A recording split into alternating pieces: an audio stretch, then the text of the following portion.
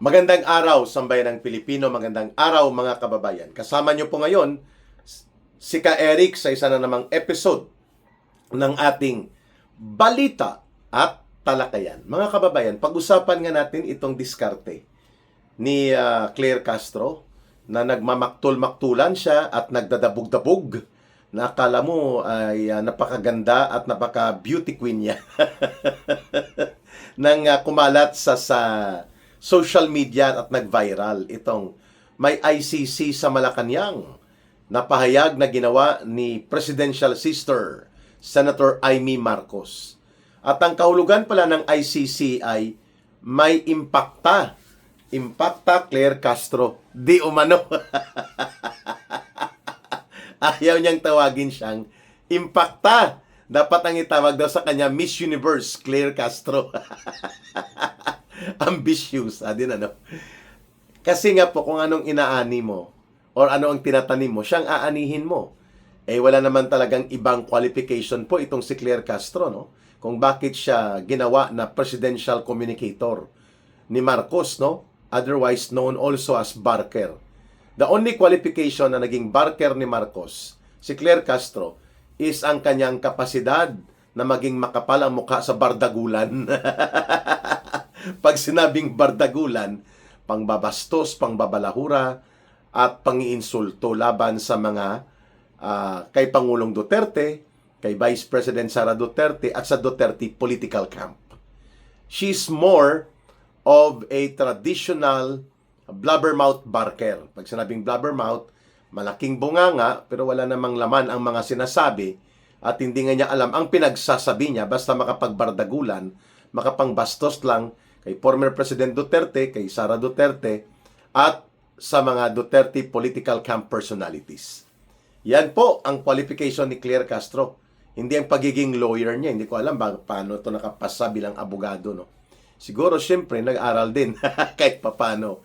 Pero, mantakin mo, tanungin siya na ano bang pakinabang ng mga mamamayan sa rocket launch ni Marcos Jr.? Hindi niya masagot, no? Dahil hindi nag-aral siguro tungkol sa issue, pero kung tungkol sa pangbabastos at pangbabalahura kay Pangulong Duterte at kay Vice President Sara Duterte, automatic ang sagot niya. May sagot ka agad, pero nang tinanong siya ng media, ano ba ang magiging pakinabang ng taong bayan o ng mga mamamayan pag nag-rocket launch tayo as announced by Marcos Jr. sa kanyang State of Buladas Address o SOBA? Ang sagot ni Claire Castro, well, that is a sign na tayo ay umuunlad. Ha? Umuunlad ang mamamayan. Umuunlad ang Pilipinas dahil may rocket launch na gagawin sa kahambugan ng pahayag ni Marcos Jr. Excuse me, Miss ICC Claire Castro, ICC. Ang sukatan ng pag-unlad ng isang bayan ay ang buhay na nararanasan ng kanyang mamamayan at ang uri ng serbisyo na mayroon ang buong sambayanan, ang buong lipunan. Una, sa usapin ng baha, 'di ba? Konting kibot ng langit at bumagsak ang ulan, bumabaha ang maraming bahagi ng Pilipinas, lalo na ang mga lungsod sa Maynila at iba pang mga karatig rehiyon. Lalo pa pag may bagyo. O doon pa lang makikita mo na hindi alam ng gobyerno ang flood management and flood anti-flooding design dahil walang urban planning component na malinaw at maayos na ginawa itong gobyerno ni Marcos matapos po na hindi na niya ipinagpatuloy ang mga build projects ng former government ni Pangulong Duterte. Pangalawa, sa usapin lamang ng transportasyon, umaaray ang mga mamamayan sa mahal ng mga pasahe at napakamahal ng gastusin para mabuhay ka sa mga lungsod na ito na hindi mo naman nakukuha ang tamang sapat na sahod at tamang sapat na trabaho. Paano maging maunlad ang bansa kung 58.2% ng iyong mamamayan ay nagkakaroon ng self-rated hunger and poverty affectation? Ibig sabihin po, iyon ang mga tamang sukatan, no? Dapat alam ito ni Claire Castro. So ang rocket launch na yan ay pagpapakita ng kahambugan at kahunghangan. Kahambugan in the sense na hindi mo kinikilala ang totoong kalagayan ng iyong bayan at ng iyong mamamayan. Kahunghangan dahil naniniwala ka na ang pag-showcase o ang pagiging kahambugan mo na kunwari may mga rocket design ka ng mga paglulunsad nito ay mapapaniwala mo ang taong bayan na ikaw ay magaling at mabuting gobyerno. Hunghang po yun. As long as hindi nararamdaman at nararanasan sa pang-araw-araw na buhay ng mga mamamayan ang pag-unlad ng kalagayan nila na kaya na nilang makabili ng 3 beses na kakayanan makakain sa isang araw, mapag-aaral nila mga anak nila na hindi sila naghihikaws at gumagapang sa pangungutang at halos gutom na pumapasok ang mga anak nila lalo na sa mga liblib na mga lugar at maraming bahagi ng kanayunan at mga baryo ng mga malalayong lugar at hindi naaabot ng kabiasnan at sentro ng pangaserbisyo. Yan siguro pwede nating sabihin kapag wala na mga ganyang kalagayan na hindi na atrasado at hindi na po umaasa ang bansa sa importasyon ng sariling pagkain natin. At kahit na agrikultural na bansa tayo, ay nananatili po na mga daang libo na mga ektarya o milyon pa nga na mga ektarya hindi napapatubigan, sahod ulan at walang matino at sistematikong irigasyon at lalo na sa pag-mechanized at pag-modernized ng agrikultura. Tapos magmayabang sa racket. Yan ang mga racket ni Marcos, no? Magmayabang, no? Racket is R-A-C-E-T. Racket na diskarte. Ang rocket launch niya, sabi ni Claire Castro, ay para yan sa pagpapakita na maunlad na tayo. Kaya hindi ka taka-taka po at talaga namang tumimo, no? At tinanggap ng mga mamamayan ang pagtawag ni Senator Amy na impakta sa Malacanang. Parang hindi ko naman nakita na sinabi ni Senator Amy na ang impakta ay si Claire Castro, pero nang sinabi niya na ang ICC, ang I ay impactang Claire. Ay talaga naman pong tudo alboroto, no? Umuusok ang ilong ni Claire Castro na parang toro na manunuwag, no? Na naglalaway at umuusok ang ilong sa galit.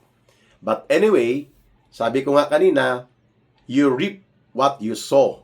Ibig sabihin po, kung ikaw ay nagtanim ng kabulastugan, katarantaduhan at inaabuso mo pa ang iyong kapangyarihan that you should supposedly to become a professional communicator of the President ng Malacanang upang mapaliwanagan ang taong bayan sa matino at maayos na mga programa at direksyon ng gobyerno at wala kang ginawa kundi ang pagbardagulan, pangbabastos at pangbabalahura sa mga kalaban sa politika ng iyong boss, amo, na si Marcos Jr., anong ini-expect mo na respeto mula sa taong bayan? That is very clear. That is very clear, Aling Claire Marites Castro.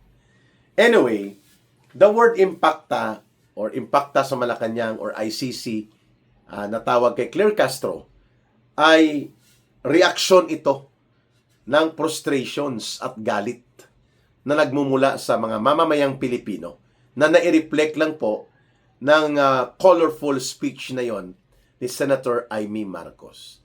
Pero ang pananagutan po sa kaabusuhan at kabalahurahan at mga katarantaduhang mga pahayag na ginagawa na yan ni Claire Castro in the guise and in the maskara of presidential barker siya, ay kay Marcos pa rin babalik. Kasi si Marcos ang nag-hire sa kanya, si Marcos ang nagbibigay ng payong at otoridad sa kanya para gawin ito.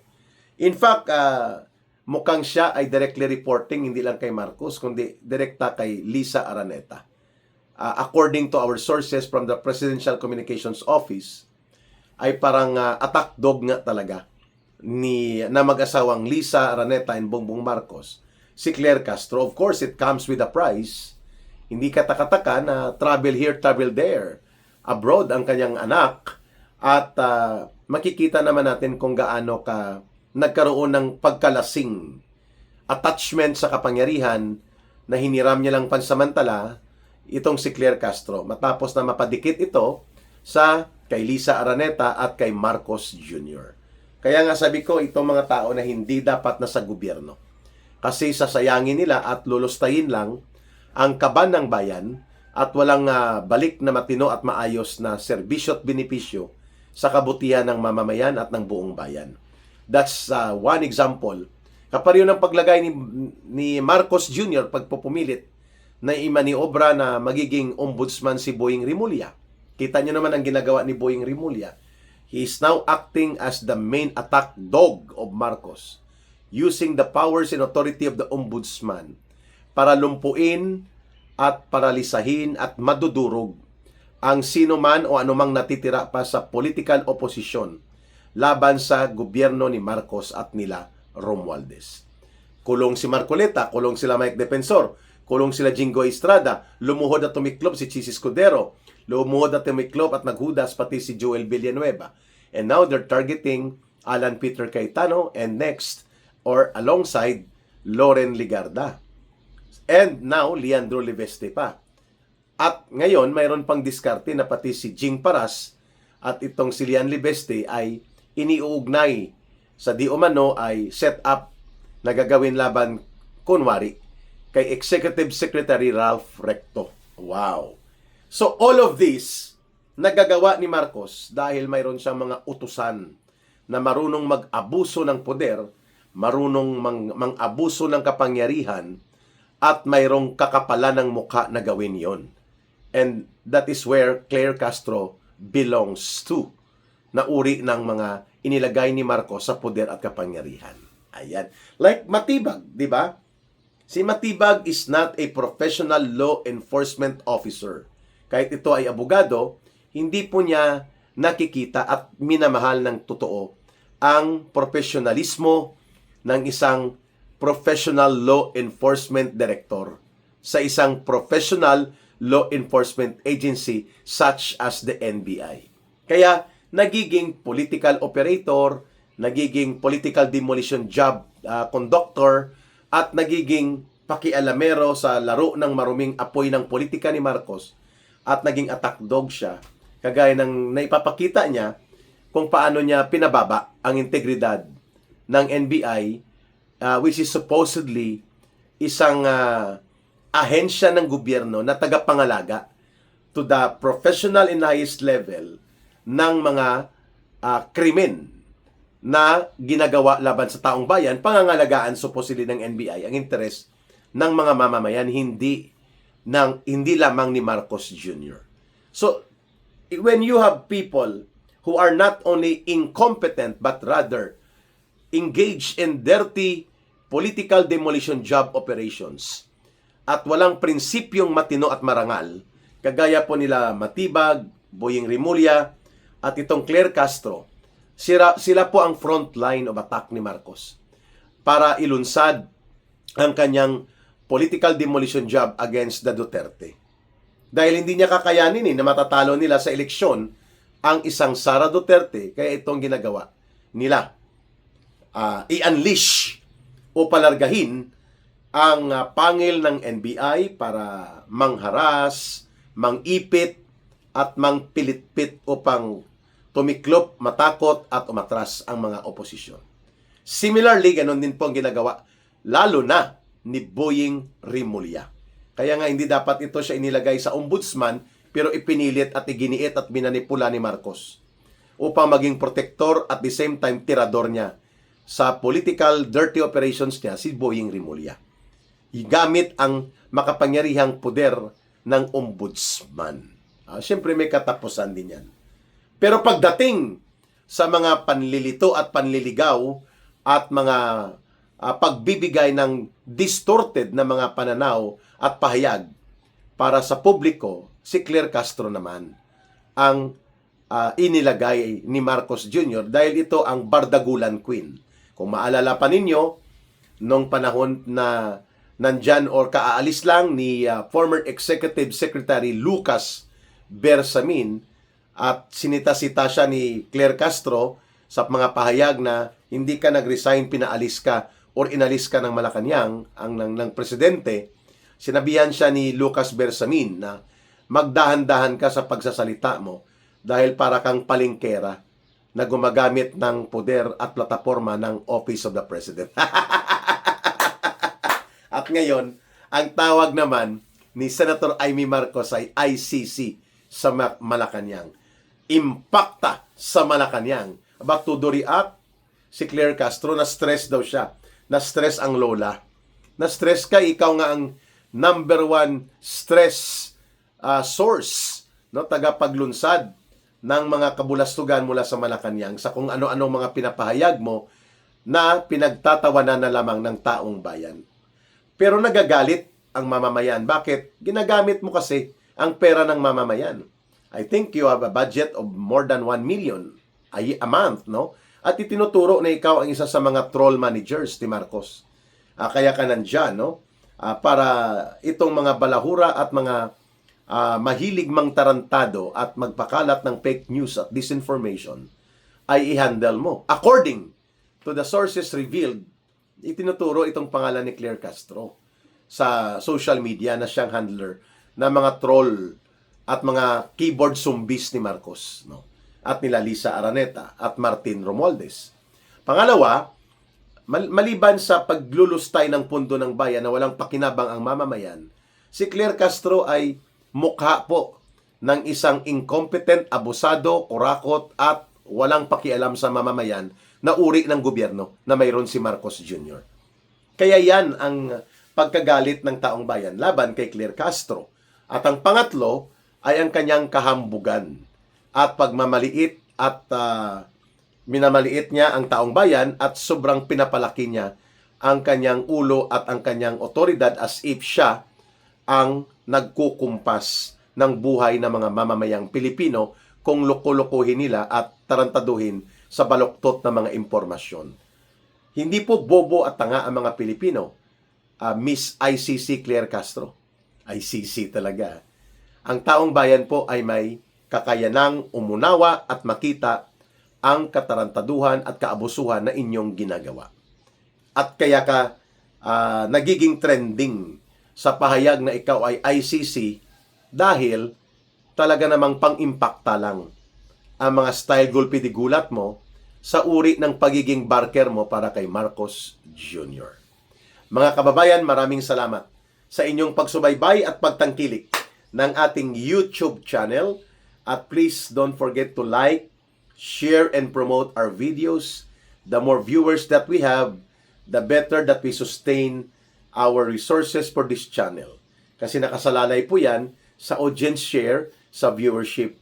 At hindi ko po kakayanin yan pag hindi nyo ibinigay ang tulong na mapalaganap natin ang ating channel at mga videos. Maraming salamat at saludo, mga kababayan. Muli, mahalin natin palagi ang bansang Pilipinas. Walang ibang magmamahal nito, kundi tayo ring mga Pilipino. Para sa Diyos at sa Pilipinas nating mahal. May God bless everyone. May Allah also be with those who are Muslim brothers and sisters. Muli, ito si Ka Eric. Mabuhay! Bye for now.